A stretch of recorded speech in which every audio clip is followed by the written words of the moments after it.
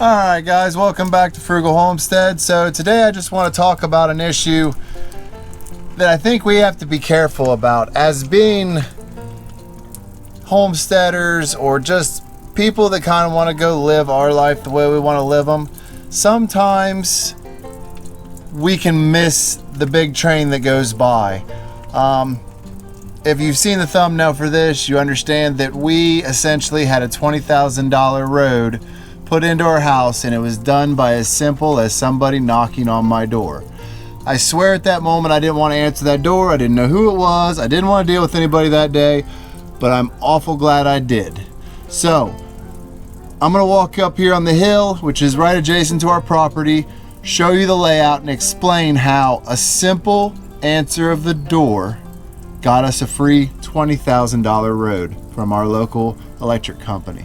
So let's go. So those of you that don't know from watching our videos, we live next door to a main power line transmission run, a right-of-way as we call it. So what happened was there used to be 3 uprights and 1 cross of the old telephone pole style wooden ones. Nowadays, it's not as cost effective to use wood, but they replaced the main transition lines here, the transmission lines, that run down through here.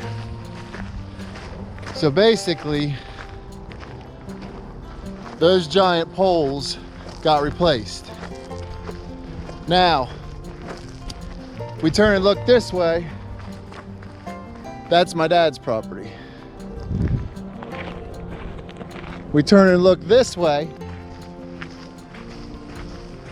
it goes to the other side of the hill. What I want you to see is what happens when we walk to the end of it.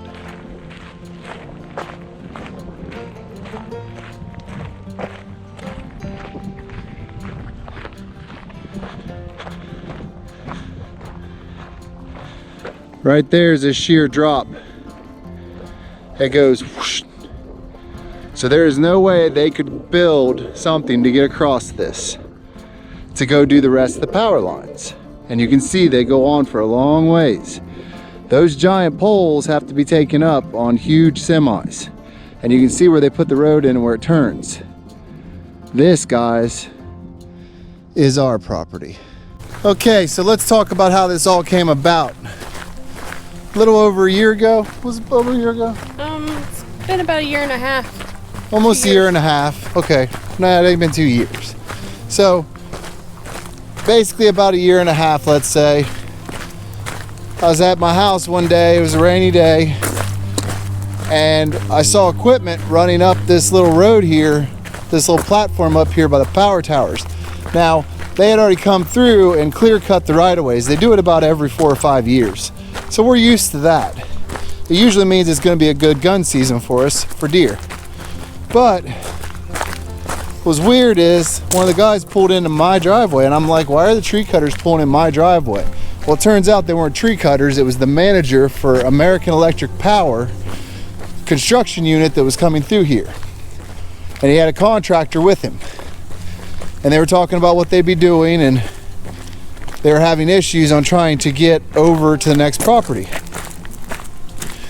So we talked. I really hadn't wanted to answer the door, and I wasn't trying to talk to anybody that day, but I did it.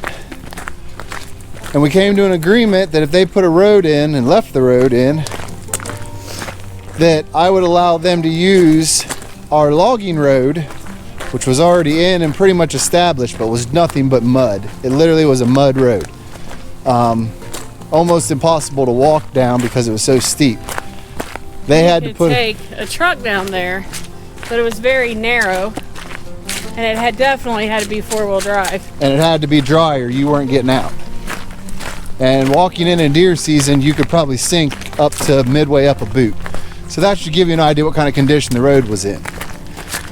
So fast forward, about 3 weeks later, they showed up with trucks on tracks, big dump trucks on tracks, dozers, excavators, and they were bringing in semi loads of gravel dumping everything up there on that hillside we were just on, and then bringing it down and building this road we're walking on now. So they ran for 2 or 3 weeks. Oh yeah, definitely. 2 or 3 weeks running day and night. I know they ran for almost 10 days straight, just hauling gravel down with the track trucks and dumping. And the end result is a giant road that runs right through our property that we paid nothing for. You saw us just walk up this end of the little drive here. I'm gonna turn you around and let you go with us, and we'll stop at each waypoint and explain what they did.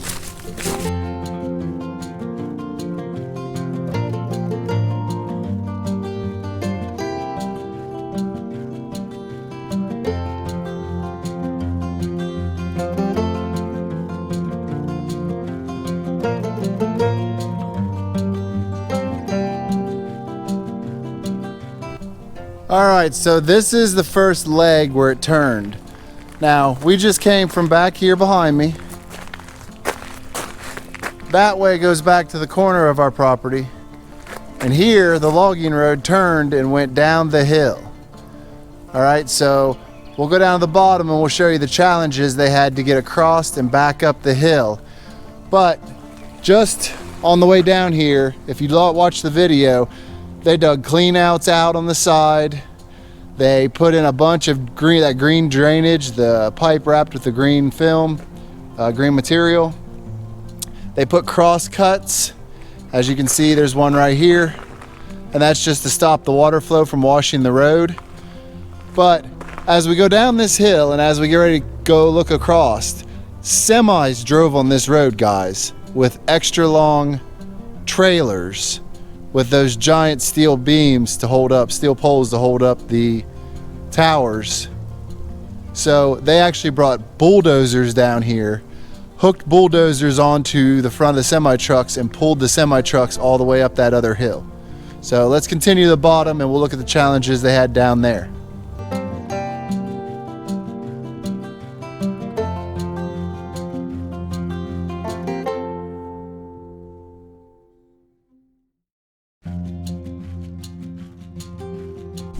All right, guys, so this is the bottom of the hill. This is the lowest spot on our property, technically. Now, with every big job like this, AEP has to drag out an EPA inspector. It's just part of the game, and they are a pain in the butt. I literally wanted to reach out and slap that guy. The things he was saying was just so dumb and trivial, but essentially he wanted to shut the whole project down because we had a few saplings here in this area that they needed to cross. So me as the homeowner, I can walk in and cut them off and there ain't a damn thing he can do, which is what I was informed after he left. AEP's not allowed to cut them down because my understanding is there's a small owl. It's a small owl, right? A bat. Oh, bat. I'm sorry, a small bat. It's some kind of, it's on the endangered list. It's not like endangered like there's none of them. It's just their homes are being decimated by Ohio growing and getting bigger. These were saplings though. This was something he was projecting might be a bat's home in 20 years. Once it's somewhat died and has a hole in it or something. But I took the couple saplings out that were here just so they could move the project on, because literally this was going to stop the whole project because they couldn't get to that next hillside. It was going to have to be a helicopter drop, which that's a whole nother thing of problems and would have cost them 5-6 times as much, he said. So I solved the problem for them. They did dig out this ravine a lot and put in a bridge made of railroad ties and huge timbers. Now this is the only problem I had with the whole situation, because when they were done, they thought they were going to pull that bridge and leave. And I said, no. I said, before I could throw a couple boards down and drive a vehicle across this ditch, now you've dug it out. That ain't going to happen.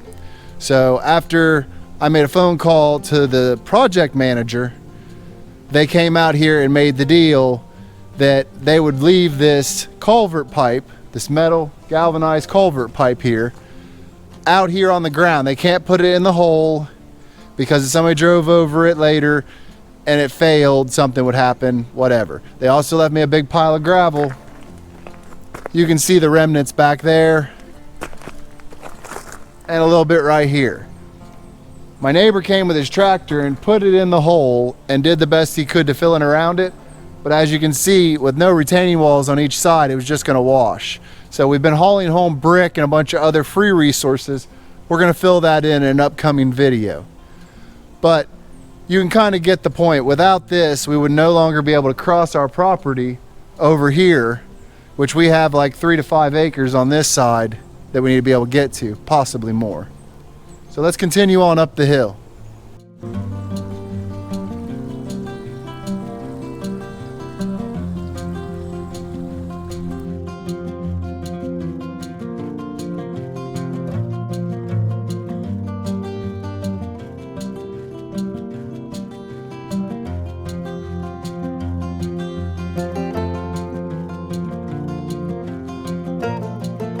So you can see the road makes a little S right there, and then the open spots right there that we showed you from on top of the other hill.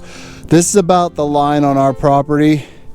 Our property actually goes that way and kind of cuts and then turns up the hill right alongside the right-of-way. Don't want to go on the neighbor's property. I know as long as I'm on this side of that tree right there, I'm on our property. So that said, my wife has been tracking this with an app to give us an idea of how long this road actually is. So you think it's About a half a mile. so a half a mile, and I don't know if you guys just saw in that last segment coming up, but it is steep. It is super steep. That's why they had to hook, actually they hook an excavator and a dozer on chains to the front of that semis and use them in tandem to pull it up here. It was a big thing, but when you think about the cost versus trying to helicopter the pieces in, it really is much more efficient and cheaper to do it this way. Some things to understand. The trees they hit coming in, making the road, and we lost a few trees, that is something you have to understand. They'll take a nick out of a tree and you'll think it'll be fine, and within 2 or 3 months that tree's dead.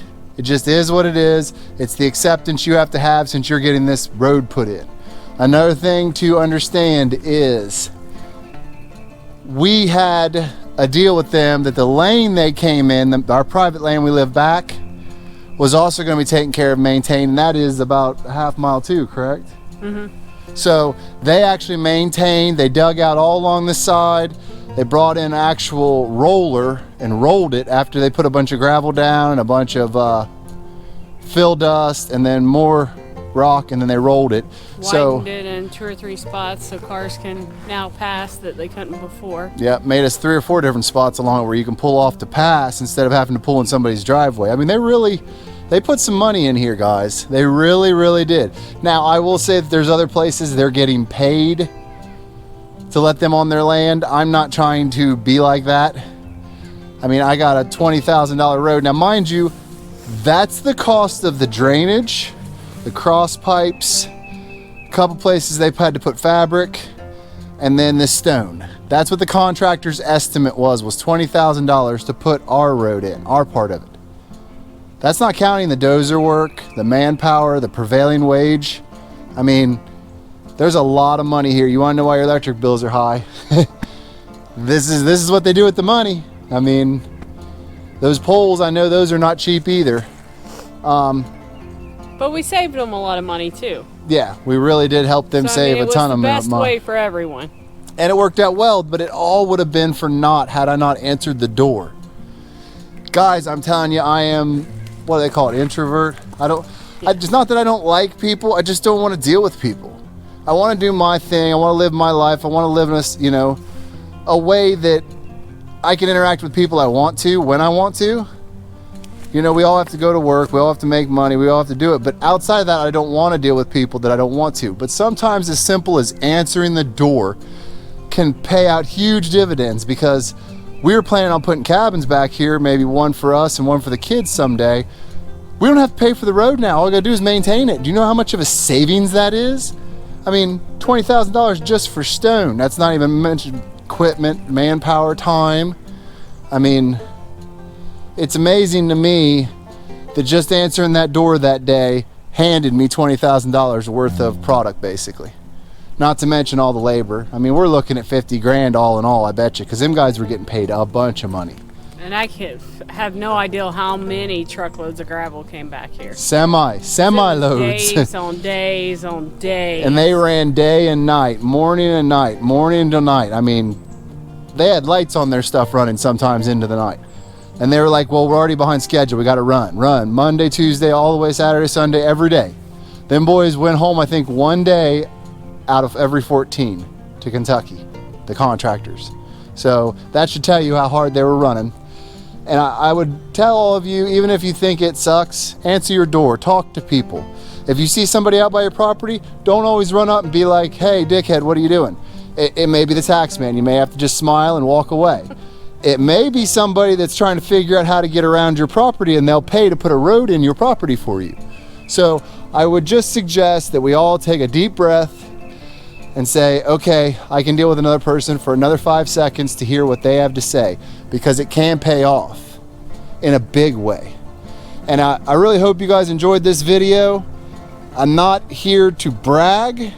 I'm just trying to open people's eyes up to look for more opportunities to basically have the work done for you or get paid to do things. They would have paid us to let us come across here if we wanted to be buttholes about it. But there was other opportunities for them to get around, and I wasn't really into the money. The job got done. Trust me, the guys that come hunt on this property in the winter will tell you, this is awesome for them. They are like, this is the greatest thing ever. And pulling deers out of the woods is so much easier. Yep, nowadays we just drive the truck down, put the deer in the back, and haul it out. It's just that simple. Firewood too. Getting down here to get firewood is so much easier now. And it's just like, boom, grab it. Now, granted, this year we've been blessed that we're not having to pull any wood from our property yet. But we'll have to pull wood again. Yep, and we've got deer stands that need redone down here, the enclosed ones. Those ones will be hauling material, and need to bring generator down and stuff to work on them. That's gonna make it easier.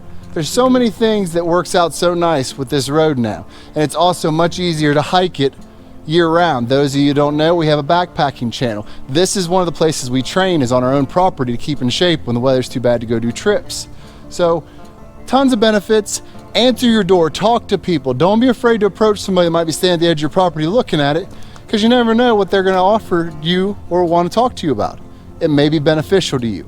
So take the time, talk to people. If you haven't already, please go down and hit that like and the share and the notification bell. And hey, maybe you want to subscribe so you can see more of our upcoming videos. We will be coming back and talking to you about the bridge when we do that project. That's going to be a bear. Probably going to have to get tackled in a few episodes because it's such a big job. But be looking for that one coming real soon, because I got to get on that real soon. So until next time, guys, I'm Tony. I'm Missy. And we'll see you.